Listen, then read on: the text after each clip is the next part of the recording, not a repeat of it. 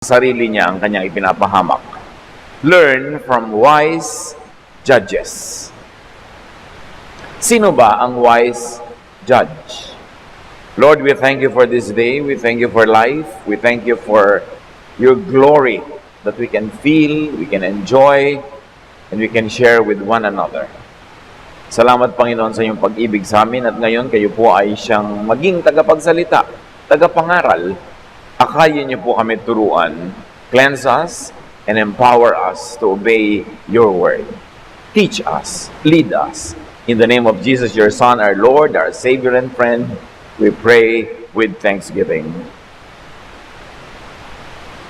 Wise judges. Napakaraming leksyon ng ibang kwento at ilang kwento sa Biblia na kahit paulit-ulitin mo, ay hindi mo ubusan ng itinuturo. John 8:2. Then early the next morning, he went to the temple, meaning Jesus went to the temple.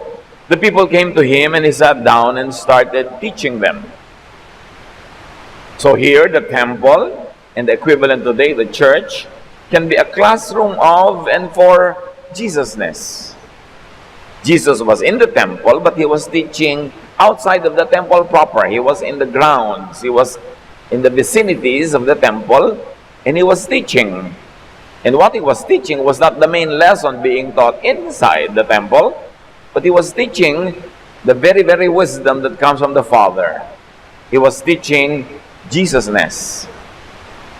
John 8:3-5, as we continue, the Pharisees and the teachers of the law of Moses brought in a woman who had been caught in bed with a man who wasn't her husband. So here you see a very public intrusion into a very private activity of a woman and a husband of someone else, but these two people were having a relationship. So they brought this woman to Jesus. They made her stand in the middle of the crowd. Then they said, "Teacher, this woman was caught sleeping with a man who isn't her husband." So her private sin is now being made public. The law of Moses teaches us that a woman like this should be stoned to death. What do you say? So Jesus was teaching Jesusness, and the people were now invoking Moses and Mosesness. As we see that a woman, a sinner, was caught in the act, judged according to the law of Moses, condemned by stoning. So here is a showdown. Mosesness, stoning to death, or Jesusness, forgiveness and love. The mob wanted the woman dead, so the temple, and today the church, can be a venue of and for Mosesness, for judging, condemning people. Dalawang magkasalungat na ideya ito, manghusga at hindi manghusga, mangbato at magpatawad, pumatay o magbigay ng buhay. Mosesness in collision with Jesusness.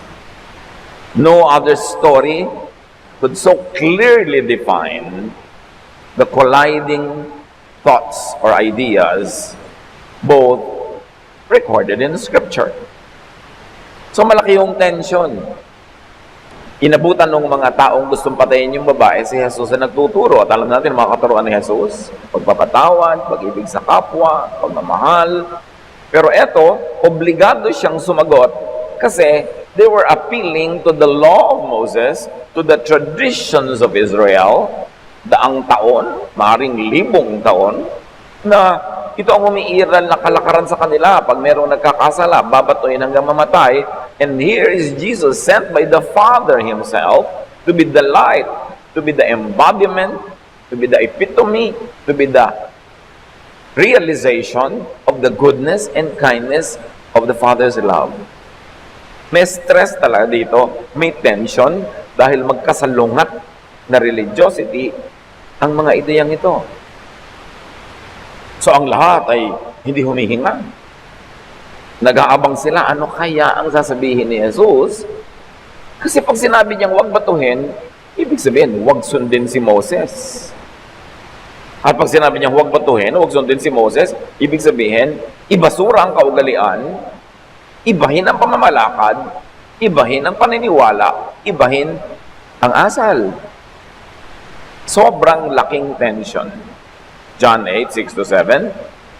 They asked Jesus this question because they wanted to test him and bring some charge against him. So you see, kasi alam nila na pag sinabi ni Jesus na huwag batuhin, pwede na ngayong si Jesus ang batuhin. Pwede nang siya ang idemanda at siya ay mapapatunayang nagkasala. Siya na ngayon ang babatuhin, siya na ngayon ang papatayin. Alam na alam nilang yun ang kakauwian ng usapan. Pag sinabi ni Jesus, huwag batuhin, therefore huwag sundin si Moses. But Jesus simply bent over and started writing on the ground with his finger. Imbes sumagot si Jesus ng salita, ang sagot niya ay gawa. Yumuko siya sa lupa, nagsulat siya sa alikabok, ginagamit ang kanyang daliri. Iniisip ng iba, dahil hindi naman sinabi ng Bible ko ano isinusulat ni Jesus, ay isinusulat niya sa lupa, sa alikabok, yung mga kasalanan ng bawat isang nandun na gustong mambato. Posible naman na yun nga, dahil sa resulta ng kanyang ginawa.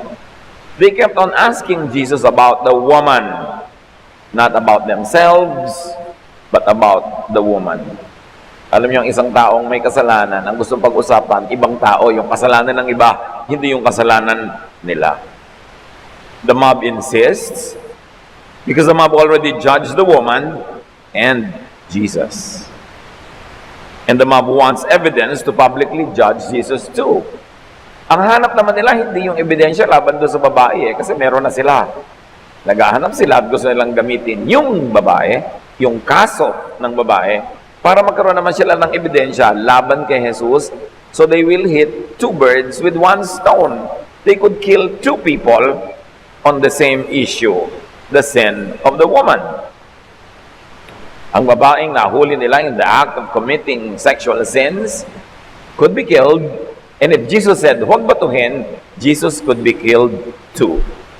Malaki ang nakataya. Alam niyo kung ba't malaki ang nakataya?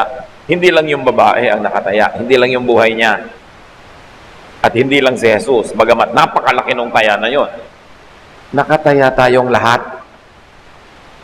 Tayong lahat na nagkasala at nagkakasala at magkakasala pang muli. Nakataya din tayo sa usapan. Kasi kung ipababato hanggang mamatay yung may kasalanan babae, dapat lahat din tayo ngayon ay batuhin hanggang mamatay dahil tulad ng babaeng yon, makasalanan din tayo. Iba-iba lang ang hugis, korte, detalye ng kasalanan, pero kasalanan pa rin yun. Kaya ang totoo, hindi lang yung babaeng yun ang nakalugmok doon sa kalsada, sa alikabok, na naghihintay na either siya ay mabato o hindi mabato, tayo ang babaeng yun. So, anong gusto mong gawin ni Jesus? Ipabato ka para hindi siya masisi? Anong gugustuhin ang babaeng yun? Anong gugustuhin natin? Ano ang gusto ni Jesus? Ano ang gusto ng Ama sa Langit? Dahil ang gagawin ni Jesus ay isang pagpapakita ng kalooban ng Ama sa Langit tungkol sa mga makasalanan. John 8:7-9. Finally, he stood up and said, "If any one of you have never sinned, then go ahead and throw the first stone at her." Lalong tumigkad at umigting ang pag-iisip ng mga iba scholar na isinusulat talaga ni Jesus sa alikabok ay yung kasalanan ng mga tao doon. At matapos yung ma-establish na maraming kasalanan talagang nagaganap, sinabi niya, gusto nyo batuhin ang babae, tinatanong nyo ako kung pwedeng batuhin. Ang sagot ni Jesus ay, hindi naman huwag batuhin, hindi rin niya sinabing batuhin. Ang sabi niya, yung walang kasalanan, mauna nang bumato. So, hindi siya pwede ngayong idemanda na sinabi niyang huwag batuhin. Hindi rin naman niya sinabing batuhin. Napakagaling ng sagot. Matapos niyang isulat ang mga kasalanan ng mga tao doon sa alikabok, siyempre, nakikita nila, curious sila kung anong sinusulat. Magkakaroon pa ba ng lakas ng mga loob yung mga taong mambato? Alam naman nila na sila din makasalanan. Verse 8. Once again, He bent over and began writing on the ground. Nagdagdag pa siya. The people left, one by one, beginning with the oldest. Finally, Jesus and the woman were there alone. Siyempre, lalo sa mga sinaunang lipunan, yung oldest, yun ang pinakamalalakas ang loob, yun ang mga pinaka-may-impluensya, may otoridad, at definitely, silang unang babato. Pero sila ang unang umalis. Kasi old sila, alam nila na makasalanan sila. At marahil, in proportion to their age and the length of their life, mas marami silang kasalanan kaysa doon sa bata pa lang. Kaya mas disqualified silang mambato. It was a stroke of great genius, more than Solomonic, yung ginawa ni Jesus. He established the sinfulness of all the judges there present, and then said, yung sinless, bumato. Siyempre, walang naglakas ng loob, bumato. Yung babae was relieved. And remember, ikaw, ako, tayo, ang babaeng yon.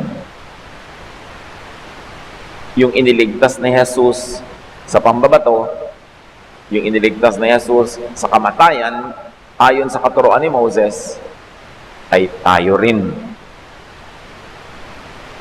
The Jesus qualification to stone, meaning the Jesus qualification to judge, to condemn, to punish, or kill, or hurt a sinner, is very simple. Sinlessness. Dapat sinless ka para ka pwedeng mambato. No one qualified, of course. No one qualified to be the first, or the next, or the last, to stone the woman, because all have sinned. Dramatic. But the message is very clear. Hindi pwedeng malito ang sino man na nagbabasa ng mensahe. John 8:10-11. Jesus stood up and asked, "Where is everyone? Isn't there anyone left to accuse you?" "No, sir," the woman answered. Then Jesus told her, though I am qualified, I am not going to accuse you either. You may go now, but don't sin anymore. Baka bukas, kaladkad ka na naman nila dito. Araw-araw. Sabi niya, tigilan mo na yan. Napapahamak ka lamang. At ang lahat ng tao ay nagpapahamak din sa sarili nila. The foolish, self-appointed judges became wise non-judges. This is one of the biggest changes in a human being ever. Yung mga hangal na mga tao, at hangal sila dahil lang judge sila, gusto nilang mambato, di ba kahangalan yun? Kasi ang walang kasalanan, ang lang pwede ang mambato. Nagbagong loob, nagbagong isip. Tinanggap nila sa sarili nila na hindi sila qualified. Tinanggap nila sa sarili nila, therefore, na makasalanan sila. So these people are not beyond redemption because they acknowledge their sinfulness. And in acknowledging their sinfulness, they also acknowledge their disqualification from judging others. Kaya yung foolish judges kanina, ngayon wise non-judges. Kaya wise. Ang wise judge, hindi nagja-judge. A wise moral judge does not judge. At pinag-uusapan natin moral, hindi yung legal. Siyempre, kung ikaw ay hukom, nasa hukuman ka ng mga gobyerno, batas, may nagnakaw, may gumawa ng crime, by the book, magja-judge ka. Hindi mo judgment yon based on the book, the law, the constitution of the land. Dapat yon may judgment. Pero yung moral, katulad ng kasalanan ng tao, nangalon niya ba siya, ganito ba siya, ganun ba siya. Pero yung halimbawa, may utang ka sa kapwa, idinimanda ka, of course, it is wise for the judge na parusahan yung nangutang na hindi nagbayad at pilitin siya magbayad according to the law. Hindi ganun ang pinag-uusapan natin ng mga kasalanan na hindi dapat i-judge. Yung moral. Hindi financial, hindi practical. Especially personal morality. In-emphasize na nga dito na yung babae nasa privacy of her home. She was doing her sin privately, not publicly, but it was taken out of its very private context and taken to a very public forum. Iniba. 1 John 3:5, but you know that He, meaning Jesus, appeared so that He might take away our sins, and in Him is no sin. Kaya dumating si Jesus ay para alisin, tanggalin, ilayo sa atin ang ating kasalanan as far as the east is from the west. Ang misyon ni Jesus, tanggalin ang kasalanan, tanggalin ang batik, tatak ng kasalanan, tanggalin ang parusa ng kasalanan, at tinanggap niya sa kanyang sarili yung kaparusahan na yun. Jesus is the only one qualified to throw the first stone and to judge sinners.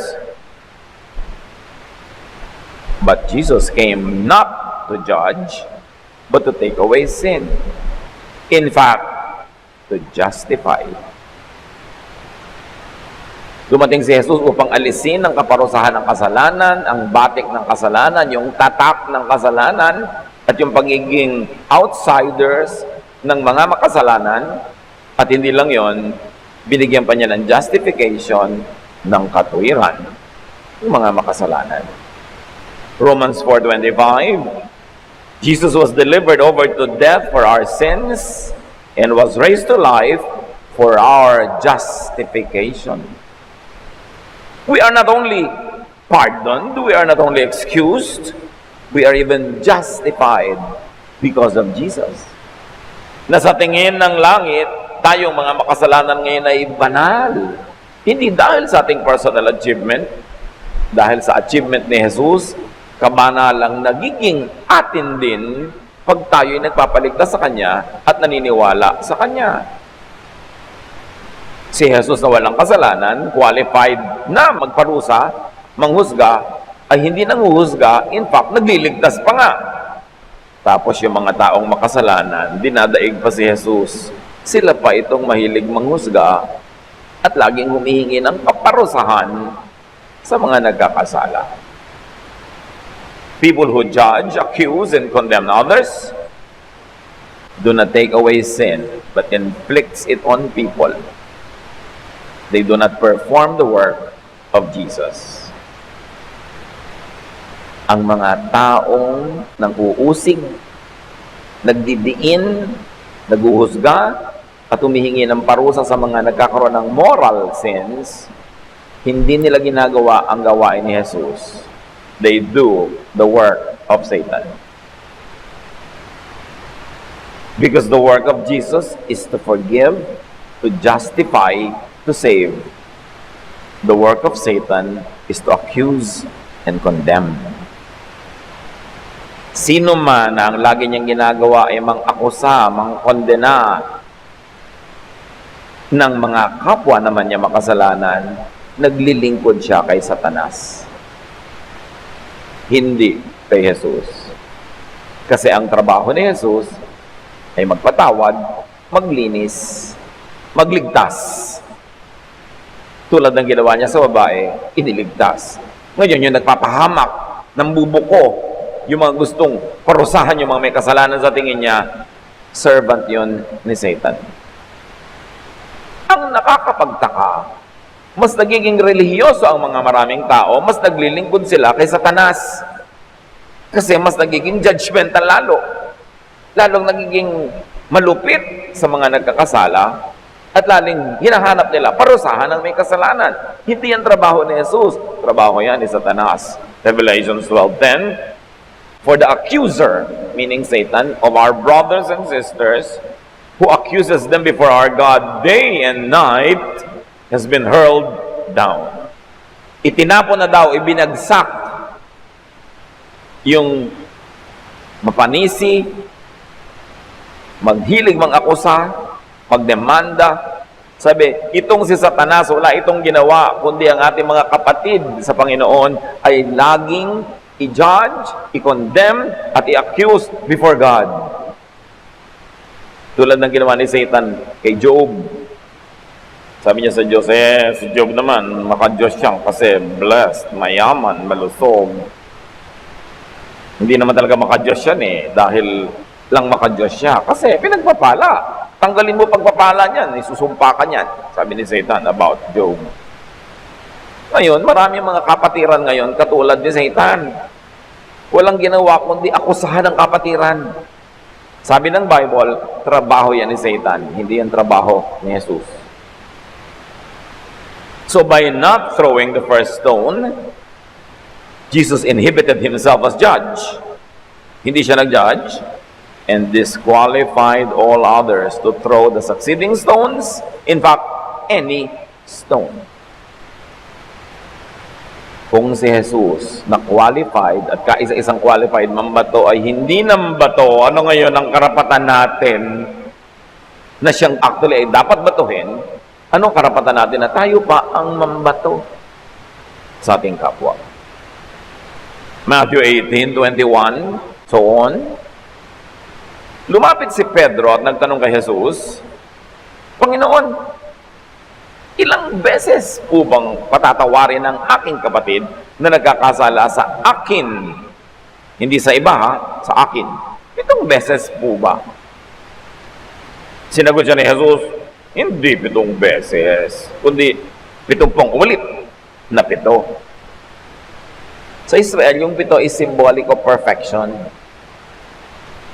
Ang required lang ng kanilang kaugalian, magpatawad ka 3 times. Pag 4th, pwede mo nang hindi patawarin. Si Pedro, inaakala niya siya napakabait. Sabi niya kay Jesus, 7 beses ko po bang patatawarin ang isang tao nagkakasala sa akin personally, repeatedly? 7. Di po ba 3 lang? So, dinagdagan ko pa ng 4. Ang bait-bait ko na. Sabi ni Jesus, hindi lang 7. Kulang. 70 times 7. Meaning, endlessly. Gusto ko lang idiin hindi ito yung utang sa pera ang pinag-uusapan Yung pagkakasala laban sa iyo personally, sa puso mo, sa dibdib mo. Kasi baka ganito ng mga iba na may utang sa pera no? Magpalusot. May utang sa mga sweldo, may utang sa pasweldo. Hindi ito pinag-uusapan yung mga moral personal sins like adultery, like yung mga ganon, tulad ng babaeng binato. At sabi ni Pedro, nagkasala sa akin. Imagine, yung babaeng nahuli sa act of adultery, hindi naman siya nagkasala sa bawat isang member ng community Kung nagkasala man siya sa sarili niya, doon sa partner niya, at kung may asawa yung partner niya, sa asawa nun, pero hindi sa lahat ng gustong bumato sa kanya. Wala talaga silang karapatang mambato. So si Pedro, sabi niya 7 times, para siyang generous. Parang wow, 7. Lampas-lampas sa hinihingi ng kaugalian. Pero sabi ni Jesus, hindi, kulang. 70 ulit na 7. Sapagkat ang kaharian ng langit ay katulad nito, sabi ni Jesus. Ito ang illustration ni Jesus. Ipinasya ng isang hari na hinga ng ulat ang kanyang mga alipin tungkol sa kanilang mga utang. So this is unpaid utang or it led to slavery. Pagka hindi ka nakakabayad ng utang, nagiging slave ka. Nang simulan niyang magkwenta, dinala sa kanyang isang lingkod na may utang na milyon-milyong piso. Dahil sa siya'y walang maibayad, iniutos ng hari na ipagbili siya. Pati ang kanyang asawa, mga anak, at lahat ng kanyang ari-arian upang siya'y makabayad. Kita niyo kung paano nadadama yung asawa at anak ng mga taong waldas, mga hindi nagbabayad ng utang o nagsusugal at natatalo ang lahat-lahat, nawawalan sila ng bakay, nawawalan sila ng gamit, napagiging alipin sila, nabebenta sila, napapahamak because of the wrong leadership of the father or any member of the family. So magiging pambayad siya at ang kanyang pamilya. Lumuhod ang lingkod sa harapan ng hari at nagmakaawa. Bigyan po ninyo ako ng panahon at babayaran ko sa inyo ang lahat. Naawa sa kanyang hari. Kaya't pinatawad siya sa kanyang pagkakautang at pinalaya. So awa ang pinairal ng hari representing God. Not justice, but grace, mercy, kindness. Ngunit, pagkaalis roon ay nakita niya ang isa niyang kapwa lingkod na may utang sa kanya na ilang daang piso. So, ang utang niya doon sa hari, milyon-milyon. Pinatawan siya. Paglabas niya, nasa lubong niya ang isa niyang kapwa servant na may utang sa kanyang ilang daang piso lang. Sinakal niya ito at sabi, magbayad ka ng utang mo. Lumuhod ito at ang makawa sa kanya, bigyan mo po ako ng panahon at babayaran kita. Ngunit hindi siya pumayag. Sa halip, ito'y ipinabilanggo niya hanggang sa makabayad. So itong kinaawaan ay walang awa sa kapwa. Sa kapwa may utang. Sumama ang loob ng ibang mga lingkod ng hari sa pangyayaring yun, kaya't pumunta sila sa hari at nagsumbong. Ipinatawag ng hari ang lingkod na yon. Napakasama mo, sabi niya. Pinatawad kita sa utang mo sapagkat nagmamakaawa ka sa akin. Naawa ako sa iyo. Hindi ba dapat ka rin sanang nahabag sa kapwa mo? So masama yung tao. Kasi tumatanggap lang siya ng pagpapatawad. Siya hindi marunong magpatawad. At ang laki-laki ng ipinatawad sa kanya, yung maliit na utang ng kapwa, hindi niya ipinatawad. It is sin not to forgive people who owe you. And again, spiritual utang ang pinag-uusapan. Symbolic lang kasi yung kwento para madaling kwentahin, ginawang pera. At sa galit ng hari, siya ipinabilanggo hanggang sa mabayaran ng buo ang kanyang utang. Gayon din ang gagawin sa inyo ng aking Ama na nasa langit kung hindi nyo taos-pusong patatawarin ang inyong kapatid. Malinaw. Tumatanggap lang tayong lahat ng patawad ng Ama sa langit sa pamamagitan ni Jesus. Sino tayo para hindi magpatawad ng kapwa? Ang totoo, lahat naman tayo sa Diyos lang nagkakautang. Bihira naman ang kasalanan natin is against other people.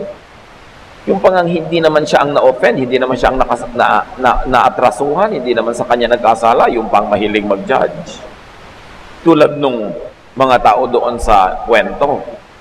Hindi naman sila kamag-anak ng babae o nung lalaki o nung pamilya nung lalaki. Sila itong galit na galit. Ganyan ang mga taong makasalanan, laging galit. At laging judgment ang gusto na ibigay sa kapwa.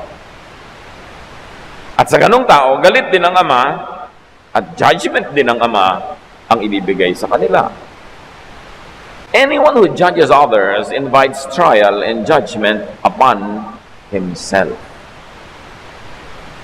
Sino mang nanguhusga sa kapwa ay inaanyayahan ng Diyos na siya man ay husgahan din. Romans 2:1, tulad ng ating binasa. Some of you accuse others of doing wrong, but there is no excuse for what you do. When you judge others, you condemn yourselves because you are guilty of doing the very same things. Perhaps not always specifically the same thing, but generically the same thing. Kasi ang kasalanan, anuman yun, ay kasalanan din. Pare-pareho lang. James 2:10, if you obey every law except one, you are still guilty of breaking them all. Sa 10 utos, sinunod mo ang siyam, hindi mo nasunod yung isa, guilty ka of breaking all the 10. In other words, kahit anong pagsisikap mo dyan, guilty ka pa rin. Kaya walang maglalakas ng loob na bumato kasi lahat guilty. Romans 3:23, for all have sinned and fall short of the glory of God. Romans 3:10, as it is written, there is no one righteous, not even one. Wala ni isang matuwid. Walang righteous, ang meron lang, self-righteous. Yung nagpo-promote ng sarili, nag-aangat ng sarili, Walang malinis, meron lang naglilinis-linisan. Walang banal, meron lang nagbabanal-banalan. Walang santo, meron lang santong kabayo. Sabi nga ng kanta. At kung sino ang mas relihiyoso kung minsan, mas santong kabayo. Ang hilig mambato sa kapwa, ang hilig manghusga, dahil lang may na-memorya ang 10 verses. Dahil lang hindi siya nagkakasala sa ibang larangan ng buhay, pero siyempre may kasalanan din siyang iba. At kung talagang wala na siyang kasalanan, isa na lang natira. Judgmentalism, isa sa mga pinakamalalaking kasalanan kay Jesus yan. So kasalanan pa rin. Kahit wala kang kasalanan ni isa, nang judge ka ng kapwa mo, yun na yung kasalanan mo, may kasalanan ka na rin. Walang ni isang matuwid. No one is qualified to claim sinlessness. No one is qualified to judge others and to throw the first or even the succeeding stones. In the story, the unwise judges became wise non-judges. It's a great story of transformation. Dakilang kasaysayan ng pagbabagong loob, paghuhunos sa dili, pag-iisip, at pagsuri sa sarili. Buti pa sila natuto. We should learn from them. Ano yung sigaw ni Darna? Ding ang bato. Dapat tayo, ding bitawan ang bato. Hindi tayo dapat mambato. Kasi parang boomerang yan, babalik sa atin tatama. The imperfect, the sinful cannot judge others. The wise do not. The wise will not judge others. Sabi ni Jesus, Matthew 7, 1-2. Don't condemn others. And God won't condemn you. God will be as hard on you as you are on others. He will treat you exactly as you treat them. Tanya, huwag kang mangkondena ng iba para hindi ka ikondena ng Diyos. Magiging kasing higpit sa iyo ang Diyos kung gaano ka kahigpit sa iba. Kung paano mo itrato ang iba, ganun ka itatrato ng Diyos. But many still insist, di po ba sabi naman ni Jesus, sin no more? Yes, sin no more. But Jesus did not say, if she sins again, you judge her na. No. This does not allow, entitle, and commission anyone to judge others, even if they sin again. Si Jesus lang may sabi, don't sin again. You'll get into trouble.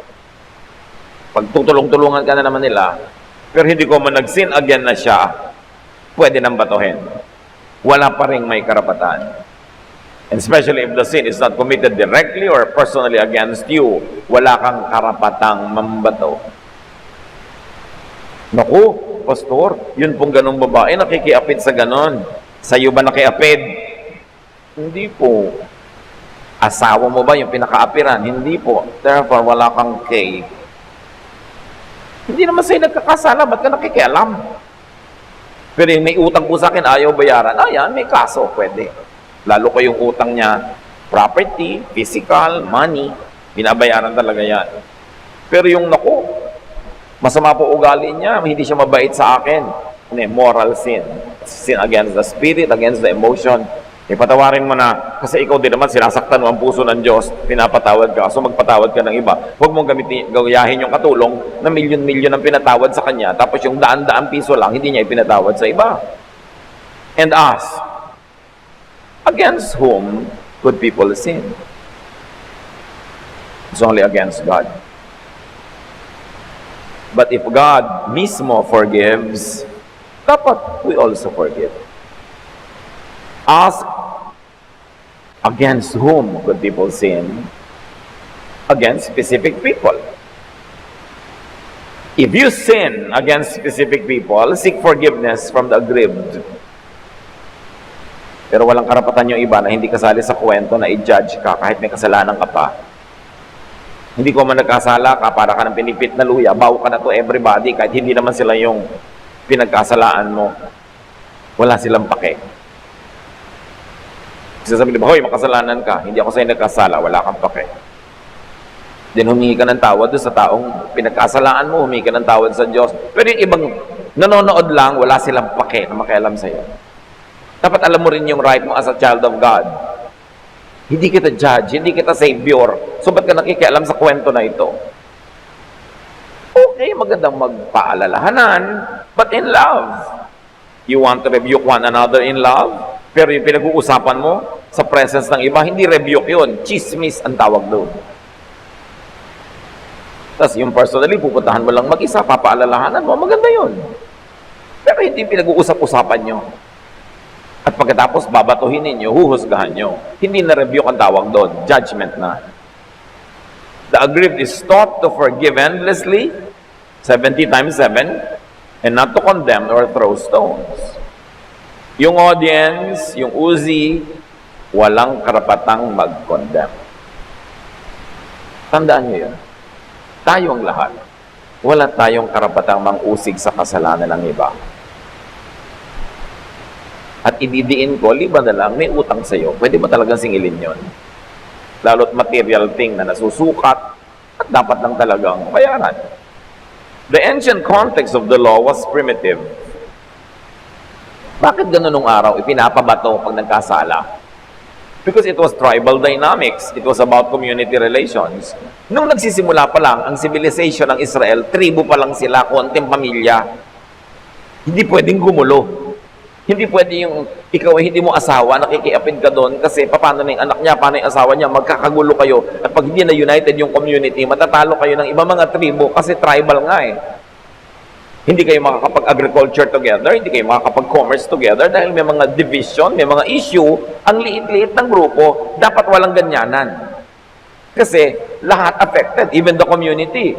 Kasi ikaw babae ka, nakiapid ka sa iba, nag-aaway kayo, kamag-anak kayong isa, kamag-anak ng kaibigan ko at ng asawa ko yung isa, di pati kami mag-aaway, magkakagulo tayong lahat. So stakeholder kami, so responsible ka rin sa amin. But that was in tribal, primitive Israel.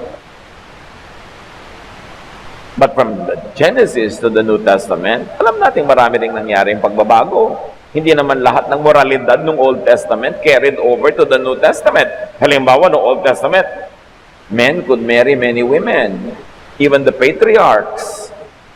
Si Abraham, pwede niyang anakan yung kanyang katulong. Si Jacob, pwede niyang pakasalan ng 2 babae. Ang dami-dami nilang mga asawa. Kasi ang konti-konti pa nila noon, kailangan nila magparami. Nauubos sila sa mga gera, sa mga sakit.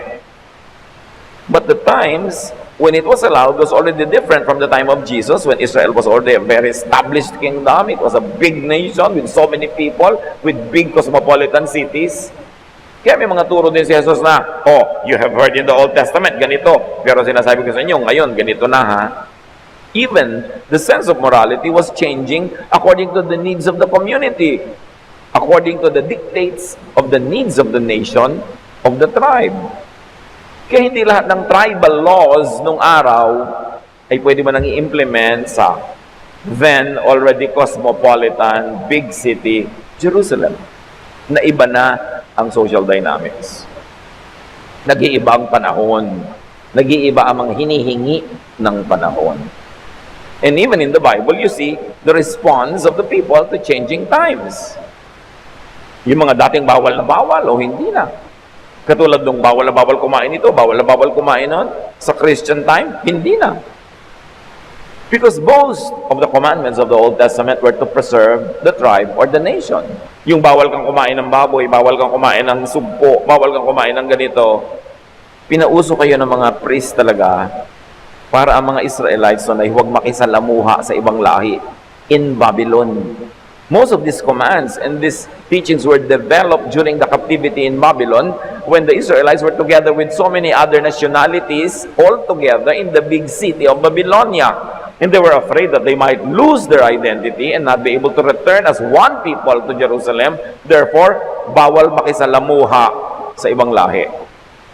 At para huwag sila makasalamuha, eto na yung bawal kumain ito, bawal kumain nun. So paano ka pupunta sa mga bahay ng non-Israelites? Sa iba yung pagkain. Paano ka ngayon mag-host ng kainan sa bahay mo? Iba yung kinakain ng mga magiging bisita mo. Ang bunga tuloy, hindi ka na lang nakikisalamuha. Tulad ng Sabat. Ganun ba talaga kahalaga yon o may function yon? Pag Sabat, sa Babylonia, lahat ng tao, holiday. Dalaw dito, dalaw doon, pasyal dito, pasyal doon. Nakikisalamuha sa isa't isa. So biglang hinigpitan ng mga Jew. Walang kakain sa Sabat. Walang magtatrabaho sa Sabat. Walang maglalakad ng ganong kalayo pag Sabat. Effectively, they were separated from the entire society in Babylon. Kaya si Jesus, ang dami niyang ginawa ng Sabat. Kasi sinasabi niya, wala tayo sa Babylon. Iba na ang panahon. Hindi na nagsaserve ng function yung mga rules na yan, na ang tunay lang namang dahilan para ihiwalay tayo sa ibang lahi. We're already an identity, we are a nation, we know ourselves, we can feel secure about going about with foreigners without losing our identity. May mga social functions, yung mga batas na yan, hindi lang laging inilaglag mula sa langit. And to be observed for all time, in all places, by all people. Tinitingnan mo rin, ba't ibinigay? Ano ang purpose? And some of those laws outlived their purpose. Kaya ang batuhan na yan, kung talagang kailangan at dapat, di dapat ipinagawa ni Jesus. Pero dahil hindi niya ipinagawa, ibig sabihin, hindi na kailangan, hindi na dapat. In this personal, private sin, the mob was not even involved or aggrieved or endangered. Hindi naman nalagay sa alanganin ng security nila yung buhay nila dahil yung babaeng yun went to bed with someone, not her husband. They were no longer stakeholders. We are not justifying what the woman did. But what we are saying is, hindi justified yung reaction ng community sa babaeng ito. Kaya yun ang paninindigan ni Jesus, ang linaw-linaw. Why would Jesus not have the law applied if it should have been applied? Ito lang talaga ang tanong. The law of Moses required that this woman be stoned to death. Why would Jesus not have the law applied? Either Jesus was a lawbreaker or a lawgiver. In fact, he is a lawgiver because he gave already another law, the law of love. They barged into the woman's private space and time and activity, imposing ancient social control regulations in the then already modern and cosmopolitan Jerusalem. They were insisting on a primitive punishment on the woman. But Jesus said, the people have no right to meddle or judge or punish. Ask, how many times should the sinner be forgiven for a personal act? Jesus said, endlessly. The kingdom of God, certificate of sinlessness. This certifies that blank, your name, is sinless and therefore qualified to judge other people. Kung sinless kayo kapatid, write your name. Go ahead, write your name. Given on this what day of this month? In my year, certified and awarded by Jesus Christ. Anybody qualified, sinless, go ahead, write your name. And stand up so we can worship you. And we can ask you to save us because you are sinless. But